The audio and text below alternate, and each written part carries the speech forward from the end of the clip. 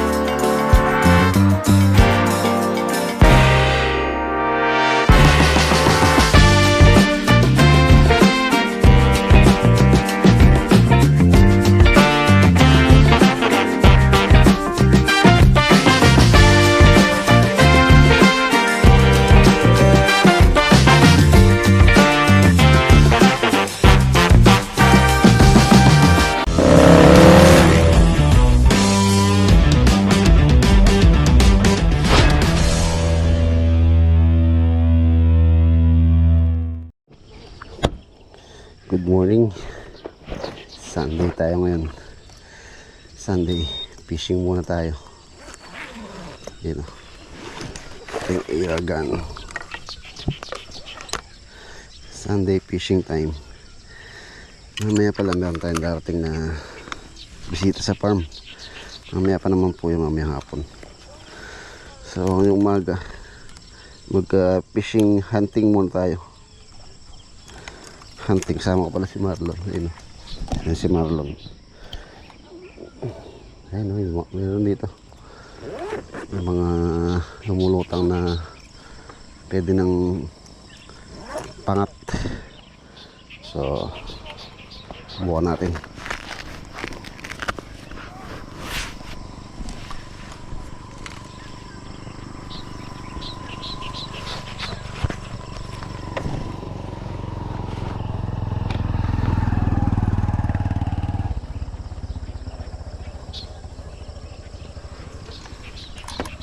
Fishing muna tayo.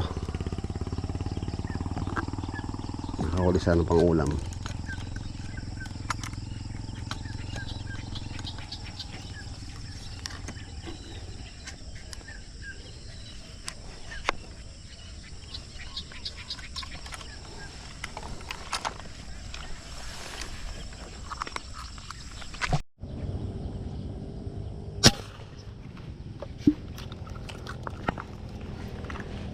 Ano natin kaya?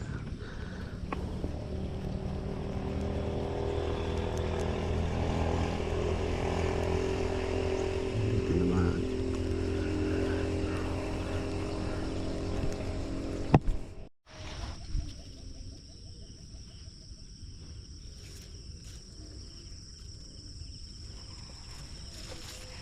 Dito dami. Dami.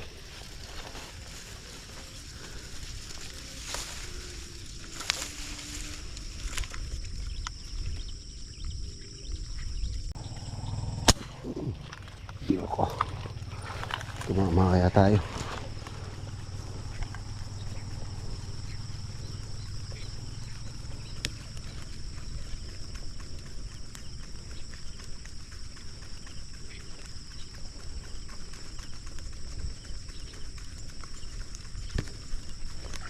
Tayo tinamaan.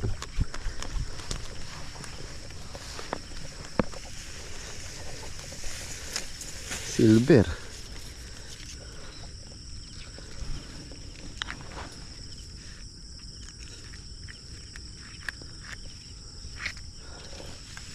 Silver.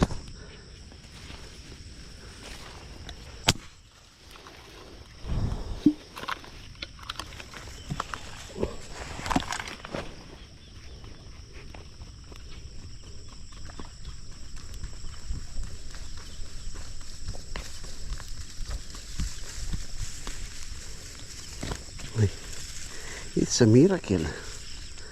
Miracle, sarap nito. Paksiw.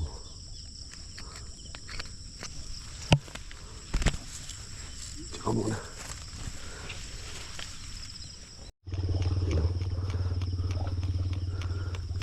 Tilapia.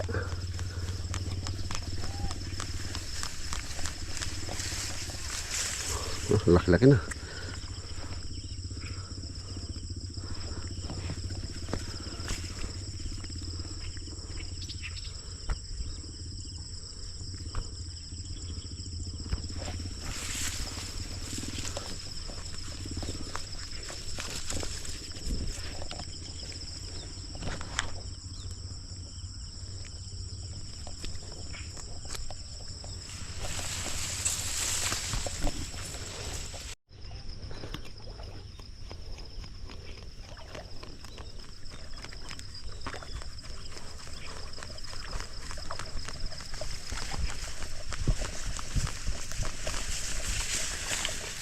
Uy, double shot, isang common, isang silver.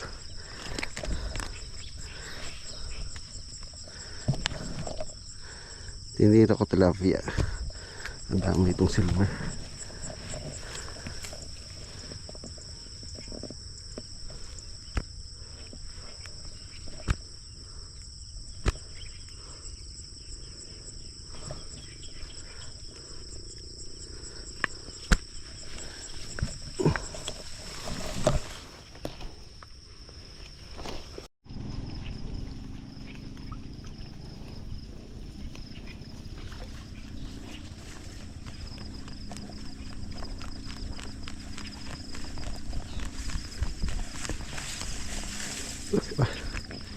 Tilapia.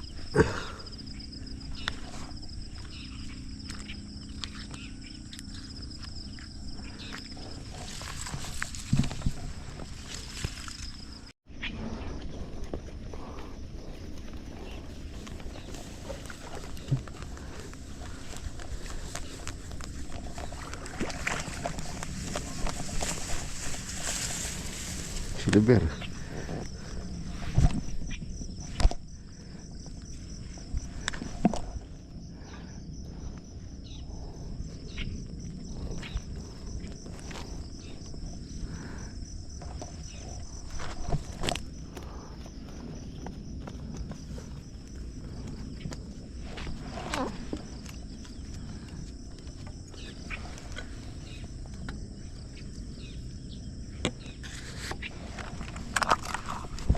Yun po. Yan pang isa. Nako. Oh, yata tinuaan. Ayun.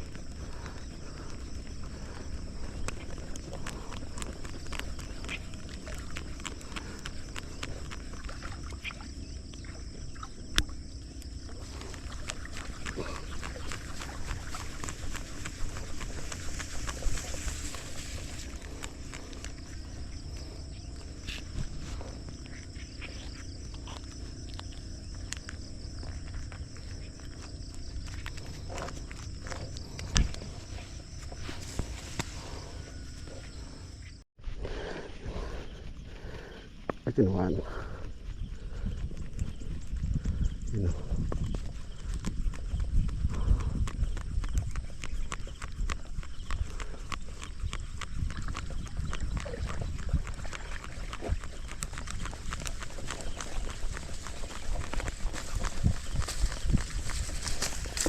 Huh? Okay.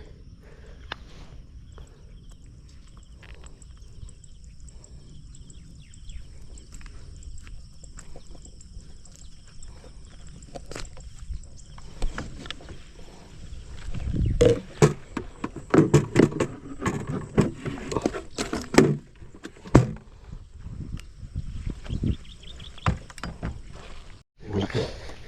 Malapad to. Ayun. Laki. Wow. Laki-laki.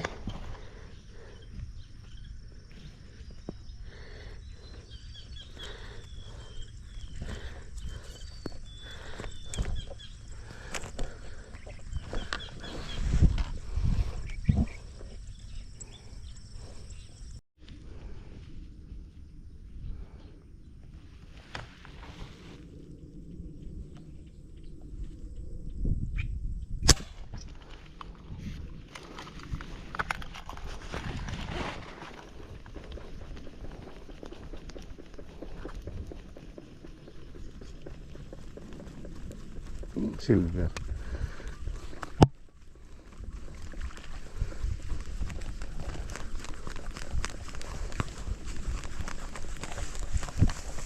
Silver pala. Kala ko tilapia. Silver na maliit. Headshot.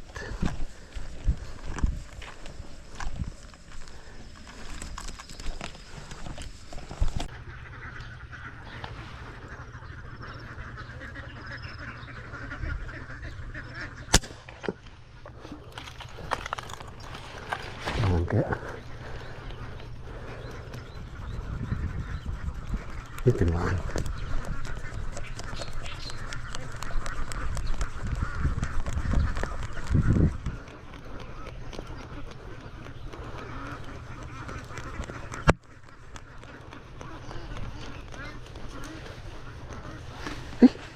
Nalaglag. Ano? Nalaglag. Malaki pa naman yun.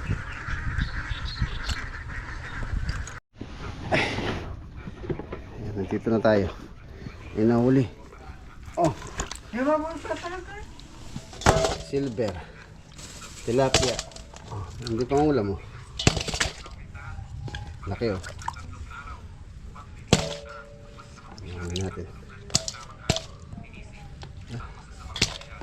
Miracle. Common. Oh, tilapia.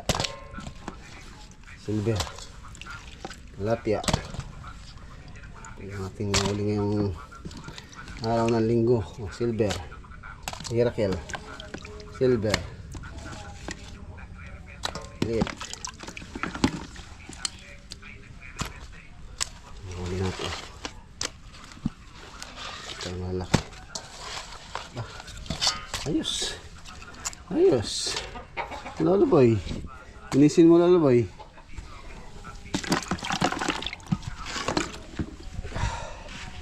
Okay. Ayan mga boss, nandito na tayo mga bisita natin. So, punang ko lang po sila.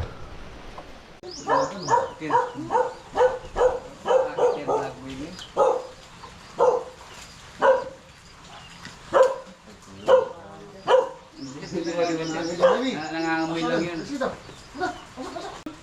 Sa San Miguel po yung ano, no? San Miguel po kayo? Oo, San Miguel Bulacan. San Miguel Bulacan.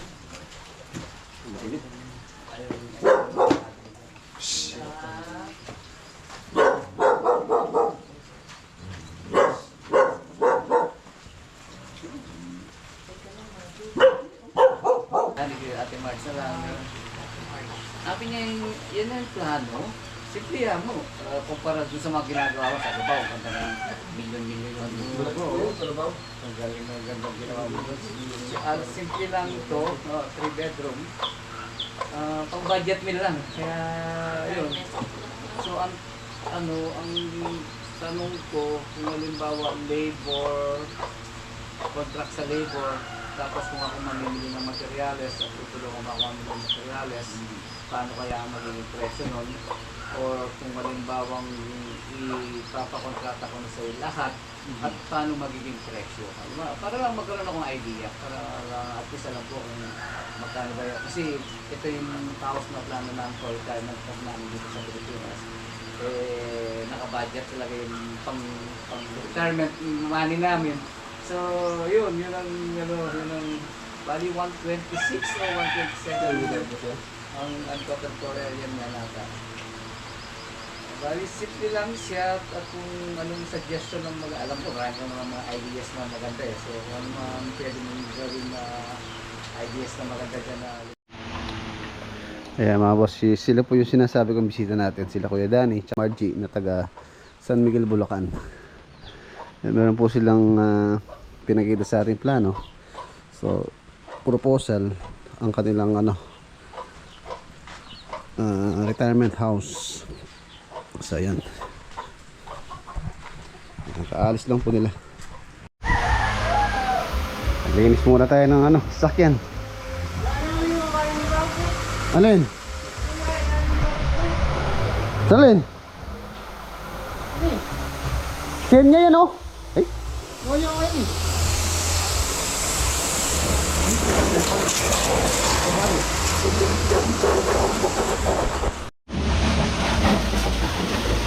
linis muna tayo ng ano, sakyan para bukas gagamitin, malinis. Tapos sabunin mo, ito yung sabon ha. Ito, meron tayong ano dyan, meron tayong kumpara tayo sa car wash.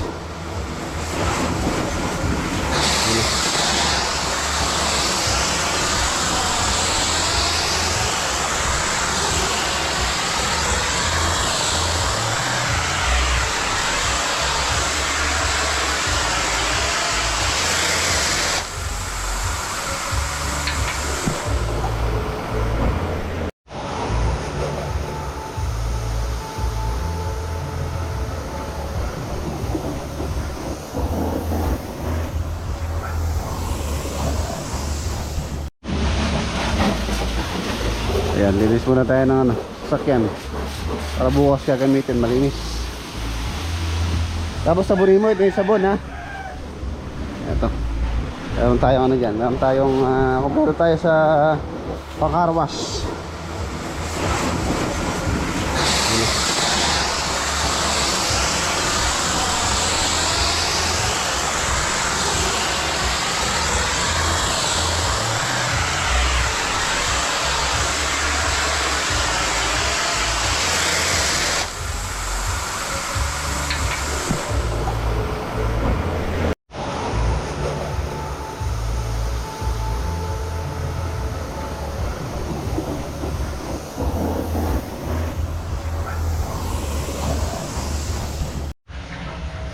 Pakain tayo ng alagang koy. Yan, lalaki na nila oh. Nilagyan ko po sila ng ano dito, kangkong tsaka water lily para meron silang taguan. Ayan, sila laki na.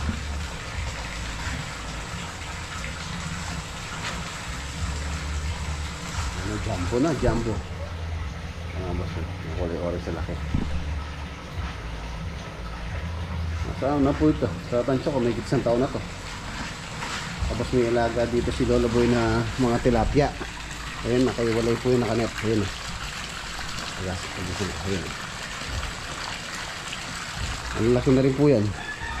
Nung nilagay namin dyan sa net yan, nasa ano lang yan, nasa 1 finger lang. Ayun, ang laki na. Siguro nasa 3 finger na yung yan.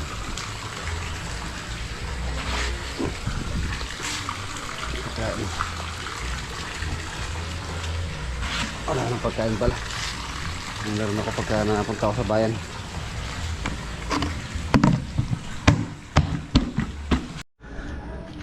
Ayan na, ito pa lang farm mga boss, farm extension for sale na. For sale. For sale na po itong katabi niya. Ayan, ito po katabi niya. Bale itong lote na to nasa 7,000 square meter po yan, hanggang doon. Hanggang doon po yan. So itong natitira, pino-for sale na rin po ni owner. Ayan, around ano pa yan, siguro more or less mga nasa 3,500 pa po ito. Nagandito po yan. Ayan dito. Nandun sa ano na yan, bakod na yan. So ayan po. Mayroon daw po siyang right of way dyan. Ayan na yung, makikita nyo yung bakante na yon. So right of way daw niya yung papunta ron. Ayan, doon sa dinadaanan ko. Ayan yung right of way niya. So kung interesado po kayo dito sa lote na to, ayan, magkatabi tayo. Pero ano po ito tambakin. Lumulubog po yan, so kailangan tambakan. Ayan, at least hanggang dyan sa may beam para kapantay itong aking farm. So pwede po tayo magkakapit bahay kung interesado kayo dito. So ayan, mountain view. Mountain view siya, around 3,500 square meter. So for sale. Itong sa akin nasa ano po ito, itong tabi niya nasa 3,600 po yan. Nasa ano po kasi ito yung total nito 7,000 mahigit. Kaya halos nasa 3,500 na lang to din. Pero mas malaki po itong nakuha ko. 3,692 yata to be exact. Ang ganda po yan, kaya hindi pa na-continue yung bakod niyan. Yan. For sale na po itong farm extension. Itong pong katabi, hindi po ito sa akin. Ito pong katabi niya, for sale na. Tapos meron din yata binebenta ron. yung ano dito, yung mga may-ari dun sa kabila, meron ding inaalok sa akin dyan. Kung interesado kayo, baka hanggang doon makuha nyo na oh. For example, makukuha yung hanggang doon sa tapat ko. So makukuha nyo rin yun, hahaba po yan. Tapos may ginagawang subdivision dyan, ayun. Yan yung ginagawa nila subdivision doon.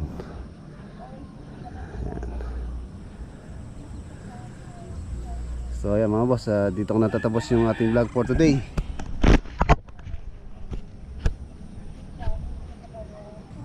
Kita-kita po tayo sa next upload bukas. Ayan, maraming salamat po sa inyo walang sawang suporta dito sa ating channel. Paalam po, God bless, ingat.